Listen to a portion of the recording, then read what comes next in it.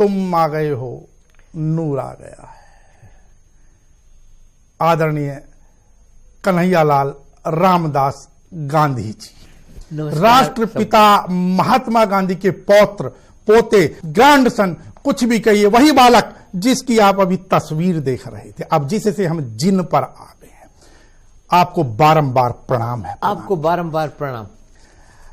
आदरणीय जी, हम अपने ज्ञानवर्धन के लिए आपके पास बैठे हैं। आज हमारा सौभाग्य सर्वप्रथम तो कि आप यहां पर आए, क्योंकि आप गांधी जी के नजदीक रहे। जिस समय 15 अगस्त 1947 को भारत आजाद हुआ, आप शायद 16-17 वर्ष की अवस्था के थे। हाँ जी, मुझे मालूम है कि आप जेल में भी गए हैं एक बार बा के साथ में। हाँ जी। खैर, लेकिन मैं उस क्षण के बारे में पूछना चाहूंगा कि 15 अगस्त 1947 को जिस समय देश आजाद हो रहा था, उस समय बापू कहां थे और बापू उस वक्त नोआखली में थे। वो उनको आनंद नहीं था कि हिंदुस्तान के टुकड़े हो रहे हैं और हिंदुस्तान आजाद हो रहे हैं, क्योंकि बापू का रास्ता ये था कि अंदर के शत्रुओं को भी हटाना है। तो बाहर के शत्रु जब एकदम हट जाएंगे, जब अपन अंदर के शत्रुओं से लड़ाई करके अपन जीत जाएंगे, तो वो बापू करवाना चाहते थे। और बापू देख रहे थे कि ये टुकड़े हो रहे हैं। नहीं आदरणीय, उस समय कहां थे जब 15 अगस्त 1947 को राष्ट्र आजाद? हाँ, वो बापू नोआखली में थे। नोआखली में थे। हाँ जी। और मैं पूछना चाहूंगा उसके आगे कि जब देश का बंटवारा हो रहा था, उस समय बापू के मन मस्तिष्क में क्या चल रहा था, उसका मैं कारण आपको बता देता हूं। हाँ, क्योंकि आज एक चलन है, कोई भी व्यक्ति अपने 2 बच्चों का एक चूल्हा नहीं रख पाता है, अर्थात उनका भी बंटवारा हो जाता मात्र 2, और यहां तो करोड़ों की आबादी थी उस समय में। हाँ जी। लेकिन उस भारत पाकिस्तान के बंटवारे के लिए बापू को दोषी साबित करने का एक चलन चल गया है। इस वास्ते मैं आपसे पूछना चाहूंगा ताकि आपका जवाब उन अज्ञानियों के पास तक तरीके से पहुंच पाए कि बापू के मन मस्तिष्क में क्या विचार था उस समय, किस प्रकार वो पीड़ित थे राष्ट्र के बंटवारे को लेकर। बापू पर जो इल्जाम लगाने वाले हैं वो खुद बहुत ही स्वार्थी हैं और बापू पर बहुत ही वो आरोप लगा रहे हैं, ये मैं अच्छी तरह जानता हूं। पर बापू को का तो हृदय बहुत पवित्र था। वो चाहते थे कि सारा देश एक रहे और जिसके अंदर जो पॉलिटिकल नीति वाले लोग हैं वो पीछे रहें, और बापू जैसे पवित्र लोग जिनको राष्ट्र सत्ता या पैसे की हाई लाइफ की तमन्ना है, वो लोग अपने को रूल करें। पवित्र से पवित्र लोगों को शक्ति देने वाला एक ही आदमी था हिंदुस्तान के, सारी दुनिया के इतिहास में, वो महात्मा गांधी। और उनकी ताकत पर इतने सारे लोग ऊपर आ गए थे। 47 में जब इलेक्शन हुआ तब बहुत ही पवित्र लोग, अर्थात बापू बहुत ज्यादा दुखी थे बंटवारे को लेकर। हाँ, उससे भी ज्यादा क्यों दुखी थे कि लोगों में स्वार्थ, ये बंटवारा क्यों हो रहा है जी। क्योंकि लोगों में स्वार्थ वृत्ति है कि ये बंटवारा होगा और मैं मिनिस्टर बनूंगा और मुझे मेरी ताकत, पॉलिटिकल ताकत बढ़ेगी ताकि मेरी लाइफ हाई होगी, मैं पावरफुल बनूंगा। बापू नहीं चाहते थे कि लोग पॉलिटिशियन ऐसा विचार करें। अर्थात उस समय भी लोगों के अंदर सत्ता का लालच था। वो तो हाँ, वो तो, और बापू उस चीज के विरोधी थे, उस लालच के। हाँ, वो तो बापू के पहले भी वो विरोधी सत्ता की लालच से ही लोग इलेक्शन लड़ते थे जी। पर वो बापू ने एक नया दौर चालू किया। ये तो बापू की भयंकर तपस्या थी ताकि सब लोगों को काट दिया और जो कमजोर और पवित्र आत्माएं थी उन लोगों को ऊपर बना के चीफ मिनिस्टर बनाया। तो जब 47 में इलेक्शन हुआ तब जो चीफ मिनिस्टर थे वहां के सब मेरे पहचान वाले थे और एकदम पवित्र वृत्ति के लोग थे। तो ये तो हिंदुस्तान का बहुत ही पवित्र चैप्टर था।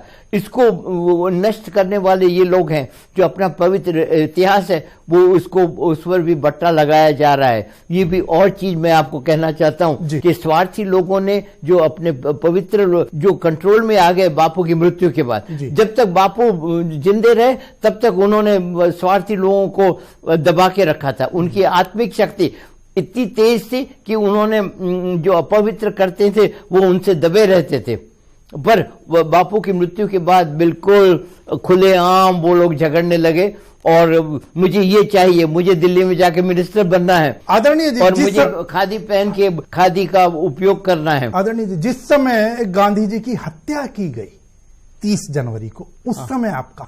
मैं सेवाग्राम, बापू का अड्डा क्या था वो बताना चाहिए। वो बापू ने 1934 में सेवाग्राम वर्धा के नजदीक एक आश्रम बनाया था, तो वहाँ अकेले रहते थे और सारी दुनिया के लोग वहाँ चले आते थे बापू को मिलने के लिए। बापू कहीं नहीं जाते थे, बस चरखा काटते थे और वो लिखते थे और पब्लिश होता था।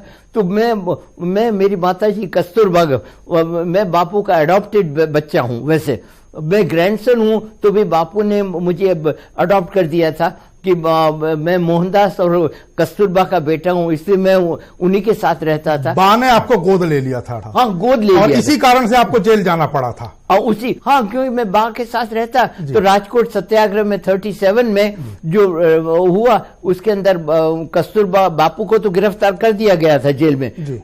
और वहाँ के नवाब साहब नहीं, जो राजा साहब थे वो राजकोट के, तो वो पर उसमें कस्तूरबा का ने भी सत्याग्रह किया। तो कस्तूरबा के साथ मैं था, तो मुझे भी जेल में रखा 3 घंटे के लिए। अच्छा, तो इसलिए मैं भी फ्रीडम फाइटर हूँ। अर्थात एक सीधी सी बात है कि जो लोग भारत पाकिस्तान के बंटवारे के लिए गांधी जी को दोष देते नहीं सकते, उनको कानून गांधी जी का ये जवाब सुन लेना चाहिए। और मैं समझता हूं अब अपनी जबान पर कहीं ना कहीं उनको लगाम देनी चाहिए इस प्रकार की बातें कहने। नमस्कार। वैष्णव जन उन्हीं को कहिए जो पीर पर आए। ये भजन जो गांधी जी के अत्यंत प्रिय भजनों में से एक था। गांधी जी की जयंती कल ही गई। हालांकि हमने पहले भी कहा कि गांधी जी को कहीं ना कहीं विस्मृत कराने की एक प्रक्रिया प्रारंभ है, और उसी प्रक्रिया में हमने बेशक कल कार्यक्रम किया, और आज भी हमने, ऐसा नहीं है कि हम केवल एक दिन गांधी जी को याद करें और उसके बाद भूल जाए। क्योंकि मैंने पहले भी कहा कि गांधी हमारी धड़कन में, गांधी हमारी सांसों के अंदर, गांधी एक जीवन दर्शन है, गांधी कोई एक व्यक्ति नहीं। और मैंने बताया महात्मा नाम ऐसे ही नहीं दिया था रविंद्रनाथ टैगोर जी ने। वो बात अलग है कि कल बेशक प्रधानमंत्री जी ने गांधी जी के प्रति अपने श्रद्धा सुमन अर्पित किए, जहाँ एक तरफ वो फूल मालाएं चढ़ा रहे थे, वहीं दूसरी तरफ ट्विटर और अन्य जगहों के ऊपर जो उनकी एक ट्रोल आर्मी है वो गोडसे के गुणगान में लग रही है। अब मुझे समझ नहीं आता कि सरकार चाहती क्या है, वर्तमान सत्ताधारी सरकार क्यों नहीं मोदी जी ऐसे लोगों की खिंचाई करते या उनको एक संदेश देते कि ये जो भी कुछ कर रहे हैं या किया जा रहा है कि उस पर तुरंत प्रभाव से प्रतिबंध लगाया जाए। अब या तो इसको कहें कि हम मूक स्वीकृति, एक ये भी हो सकता है। तो अब पता नहीं कि इस देश को गांधी का देश माने फिलहाल तो है या गॉडसे का, लेकिन क्योंकि मैंने फिर कहा कि गांधी अमेरिका जाइए, दक्षिण अफ्रीका जाइए, ऑस्ट्रेलिया जाइए, अंतर्राष्ट्रीय स्तर पर कहीं जाइए, गांधी सबकी सांसों में बसे हैं। इसलिए कितना भी गॉडसे को आप प्रचलित कराने का प्रयास करें, कितना भी गॉडसे के गुणगान या उसको महिमा मंडित करने का प्रयास किया जाए, गॉडसे कभी हमारा आदर्श नहीं हो सकते, कभी किसी जन के, वैष्णव जन के आदर्श नहीं हो सकते, कभी भारत के गॉडसे आदर्श नहीं बन सकता। गॉडसे सीधी सच्ची सी बात ये है। मैंने जैसा कि आपसे वादा किया था उसी के अनुरूप ये जो क्लिप चला, एक छोटा सा हिस्सा चलाया। महात्मा गांधी जी के जो पोते थे कानू गांधी, हालांकि इसी वर्ष उनका देहांत हो गया शुरुआत में, उनसे ये इंटरव्यू मेरा एक था, व्यक्तिगत इंटरव्यू था, और ये इंटरव्यू शायद जनवरी 2014 का इंटरव्यू था। अब से आप समझ लीजिए लगभग 6.25 वर्ष पुराना इंटरव्यू है। और उन्होंने खुलकर कहा है कि गांधी जी किस प्रकार भारत के बंटवारे के विरोधी थे, गांधी किस प्रकार दुखी थे, और वो उस समय यहाँ पर दिल्ली जैसी जगह पर थे भी नहीं। गांधी के देहांत के बाद जो सत्ता लोलुप राजनेता थे वो कहीं ना कहीं मैं कहूँ कि उन्हें एक खुली हवा के अंदर पंख मिल गए, उनके ऊपर से लगाम हट गई। गांधी के रहते कम या ज़्यादा कहीं ना कहीं ये लोगों के अंदर एक प्रतिबंध था, कुछ हद तक डरते भी थे, जैसा कि कानू गांधी जी ने कहा। खैर, लेकिन वही बात है कि पीर पराई जानी है। आज के समय में आप देख लीजिए कौन किसकी पीर जान रहा है। हाथरस की गुड़िया के संदर्भ में आप लोगों को मालूम है क्या हुआ, कल रात तक क्या क्या ड्रामे रचे गए। हालांकि अब ये जरूर है कि जो गाज गिरी है मुख्यमंत्री उत्तर प्रदेश की तरफ से, वो गिरी है एसपी और एरिया इंस्पेक्टर और अन्य पुलिसकर्मियों के, मतलब कुल मिलाकर 4 या 5 लोगों के ऊपर गाज गिरी है। उनके विरुद्ध कार्रवाई की भी बात की गई है, उनको निलंबित कर दिया गया है। लेकिन जिनकी सबसे ज्यादा बदतमीजी सामने आ रही है और अभी भी जो बयान आया वो ये है कि कल बेशक वो एसआईटी की टीम वहां पर थी, एसआईटी की टीम के जाने के बाद फिर डीएम आए हैं और परिवार के साथ बदतमीजी कर गए हैं। डीएम यहां तक कह गया कि भाई अगर कोरोना से तुम्हारी लड़की मर जाती तो तुम्हें क्या मुआवजा मिलता। मतलब बात ये कितने संवेदनहीन हो चुके हैं ये लोग। और बाद में जब ये लोग रिटायर हो जाते हैं ना, फिर ये आते हैं लौटते हैं समाज में, नहीं हमने ये किया हमने ये किया, जबकि किया कुछ नहीं होता इन लोगों ने। इनमें से ज्यादातर ने लोगों को तंग ही किया होता, हरास ही किया होता।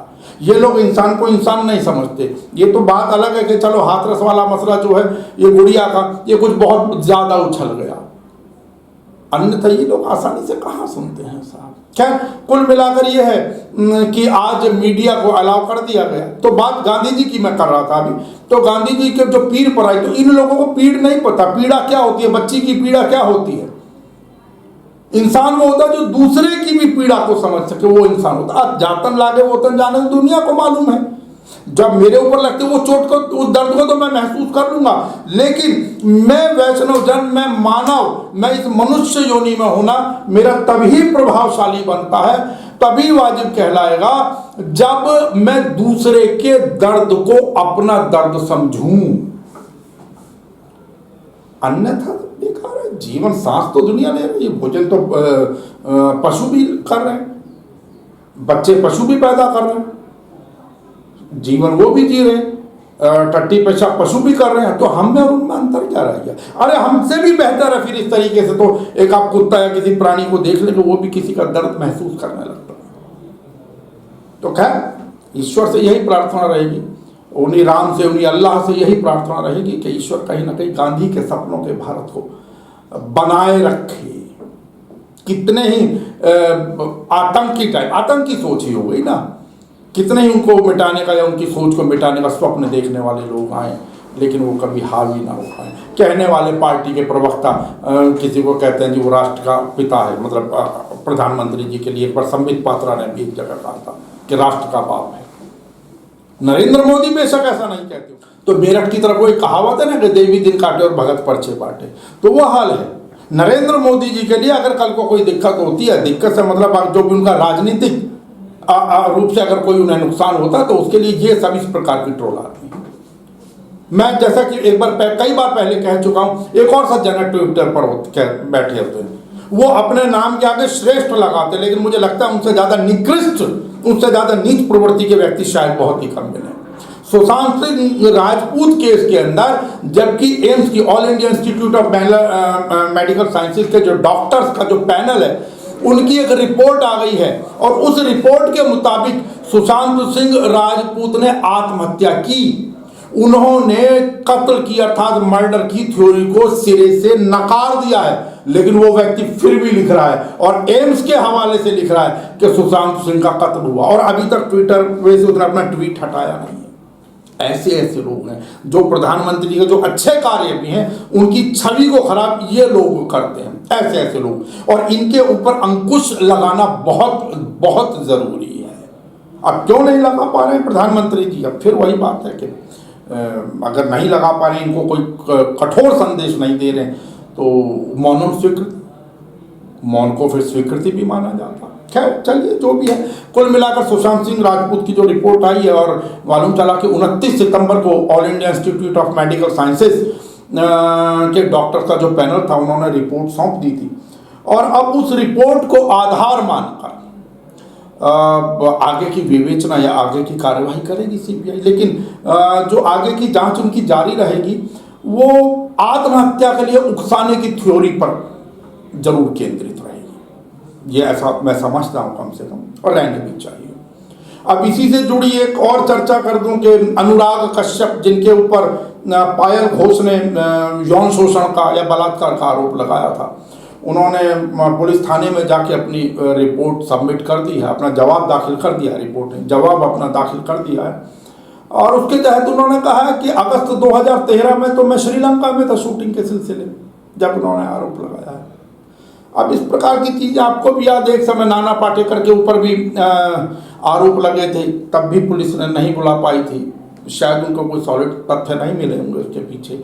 अब इसमें आगे क्या चीज़ बढ़ती है क्या नहीं मालूम नहीं, लेकिन हाँ इतना ज़रूर है, जब से ये बलरामपुर की बिटिया या हाथरस की बिटिया, इनके साथ अभद्रता हुई है, इनके साथ दुर्व्यवहार या दुराचार हुआ है इन बच्चियों के साथ में, तब से ना तो कहीं कंगना रनौत नज़र आ रही हैं, ना ही कहीं पायल घोष नज़र आ रही हैं। हाँ, खूब छिछालेदारी होने के बाद में स्मृति ईरानी जी जरूर आ गई हैं। अब उन्होंने कहा कि कांग्रेस खोखली निजता की राजनीति कर रही है। भाई राजनीतिक दल तो राजनीति करेंगे ही। अब कई लोग ये भी सवाल उठा रहे हैं कि भाई राहुल गांधी, प्रियंका गांधी जो इतना शोर मचा रहे हैं उत्तर प्रदेश जाने का, वो क्यों नहीं वहाँ जयपुर जाते या राजस्थान जाते? वहाँ भी तो बलात्कार हो रहे हैं। बिल्कुल ठीक, मान लिया, लेकिन आप मुझे बताइए वहाँ तो उनकी अपनी सरकार है, तो वो तो रोकेंगे नहीं राहुल गांधी को जाने से। फिर और नहीं तो एक दूसरा काम, क्योंकि राहुल गांधी और ये लोग जो है प्रियंका गांधी वाड्रा, ये लोग जा रहे हैं क्योंकि ये विपक्षी हैं उत्तर प्रदेश के अंदर, तो वहां भी राजस्थान में विपक्षी दल का कर्तव्य बनता है कि वो जाएं, उस क्षेत्र के अंदर जाएं, और तब मालूम चलेगा कि राजस्थान सरकार का व्यवहार भी क्या उत्तर प्रदेश सरकार की तरीके से रहता है या उनका कुछ अलग रहता है। अरे आप कर्म करो नहीं, फल की इच्छा तुरंत करने लगो। अरे जाइए तो सही कम से कम, तभी तो मालूम चलेगा। राहुल गांधी चले भी गए वहां पर, या प्रियंका गांधी चली गई, या कांग्रेस के कोई और बड़े नेता चले गए, तो आप लोग कह देंगे भाई आपकी तो अपनी सरकार थी, चले गए तो कौन सी बड़ी बात हो गई। मतलब चित्त भी मेरी, पट्टी भी मेरी, अंटा मेरे बाबा जी का। तो समझ नहीं आता कहाँ आजकल कहाँ इस दिमाग को रख के राजनीति करते। राजनीतिक, अभी आपने जैसा देखा था, कानून जी बता रहे थे, राजनीतिक जो होता है उसकी एक सोच होती है, जो जनता चलती है किसी राजनीतिज्ञ की सोच के पीछे चलती है। ध्यान रखना, व्यक्ति से बड़ी उस व्यक्ति की सोच होती है। गांधी को गांधी, मोहनदास करमचंद गांधी ऐसे नहीं बन गए, उनके नाम ने खाली नहीं बनाया। गांधी को गांधी बनाया उनकी विचारधारा ने, गांधी को गांधी बनाया उनके तप ने, गांधी को गांधी बनाया उनके त्याग ने। और भी तो समकालीन अनेकों नेता हुए, या थोड़ा बहुत आगे पीछे, वो तो गांधी का स्थान नहीं ले पाए। अगर पैसे या बाकी चीजों के बल पर होता तो और बहुत थे उस समय में, उनके समकक्ष तो आज तक कोई नहीं आ पाया। तो दुनिया में और भी, अमेरिका के अंदर भी अगर आप देख लें, अब्राहम लिंकन के बाद में, या बताइए ना कौन, उसके बाद अनेकों एक से एक बड़े, और आज के समय में ट्रंप तक का दौर आ गया है, और इनके पास तो प्रचार प्रसार के अनेकों साधन हैं, लेकिन क्या वो कहीं अब्राहम लिंकन को छू पाए? नहीं छू पाए। ऐसे नहीं बना जाता। हमने पहले भी कहा, कोई तुलनात्मक अध्ययन नहीं है किसी का, इसमें कोई तुलनाएं नहीं करी जाती है। मैं एक और तुलना, हालांकि कई लोगों को बुरी लग सकती है, लेकिन सनातन परंपरा के अंदर राम और कृष्ण दोनों को पूजा जाता है, और दोनों की अपनी महत्ता है, और उनकी तो कलाएं भी ज़्यादा बताई गई हैं कृष्ण जी की, लेकिन बावजूद इसके मैं क्षमा चाहूँगा, राम राम ही है। उनको मर्यादा पुरुषोत्तम राम ऐसे नहीं कहा जाता। राम ऐसे नहीं बन गए, खाली राम नाम लगा लेने से या लिख लेने से राम नहीं बना जाता। राम के लिए तप जरूरी है, राम के लिए त्याग जरूरी है, राम के लिए सोच आवश्यक है। तो किसी के ऊपर भी बिना वजह सिर्फ राजनीति चमकाने के लिए उंगली उठा दे, मैं को तो नहीं जानती वो बात साहब। और इंडियन नेशनल यूथ, हमने पहले भी कहा है आपको कि इंडियन नेशनल यूथ का अपना एक तरीका है साहब। वही जो हमने कल एक उदाहरण दिया था केसी बुकाड़िया की फिल्म का, कि हूर ही होगी और लैला लैला ही होगी, और चैनल ही होंगे, और इंडियन नेशनल यूथ ही रहेगा साहब। और एक चीज और ध्यान रखिएगा, जैसे भी कहा है सनातन परंपरा के अंदर, शुक्राचार्य महाराज हमेशा बेशक गुरुदेव बृहस्पति पर ध्यान भारी रहे, लेकिन बृहस्पति महाराज का अपना एक महत्व है। कुंभ गुरुदेव बृहस्पति की चक्र से उसी के आधार पर होते हैं। उनका ज्ञान गुरुदेव बृहस्पति को क्या कोई चैलेंज कर पाया है? बेशक उनकी पहुंच कुछ कम क्षेत्र के अंदर रही, अमृत की तो एक बूंद काफी होती है। तो इंडियन नेशनल न्यूज़ आपके सामने वही चीजें लाता है और वही लाता रहेगा। हम आपको विश्वास दिला सकते हैं, जिन मुद्दों से बाकी लोग बचते रहेंगे, जिन मुद्दों को हवा में उड़ाते रहेंगे, इंडियन नेशनल न्यूज़ उन्हीं को कहीं खोज कर लाएगा। कोई बात नहीं, आप हमारे लिए अगर अभी थोड़े दर्शक कम हैं, कोई दिक्कत नहीं, आगे आगे ज़्यादा भी बढ़ेंगे, लेकिन एक क्वालिटी प्रोडक्ट क्वालिटी ही होती है साहब। चलिए, एक और राजनीतिक की जब बात चल रही है तो राजनीतिक ड्रामा ये भी रहा कि जैसा कि कल कांग्रेस ने कह ही दिया था कि राहुल गांधी और प्रियंका गांधी और उनके साथ 35 अन्य सांसद जो हैं वो हाथरस जाएंगे। राहुल गांधी ने कल ट्वीट करके कहा था कि अभी जमीन पर किसी के अंदर इतना दम नहीं है जो मुझे हाथरस जाने से रोक पाए, आदि आदि इस प्रकार की चीजें रही। और काफिला चला, समय 2 बजे का दिया गया, लेकिन डीएनडी जो दिल्ली से रास्ता बनता है उत्तर प्रदेश में प्रवेश का, डीएनडी मार्ग जो था वहां पर पुलिस का भयंकर डिप्लॉयमेंट और 4 घंटा पहले हो गया था।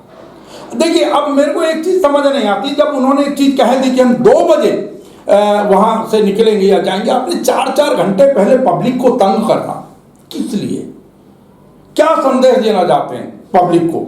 यही कि भाई देखिए, फलाने राजनीतिक दल के कारण आपको दिक्कत हो रही है, हमें तो ये कानून व्यवस्था बनानी पड़ रही है, हम इसलिए मार्ग परिवर्तित कर रहे हैं, हम इसलिए रास्ता रोक रहे हैं, क्योंकि वो दल नहीं तो चुपचाप चले जाते।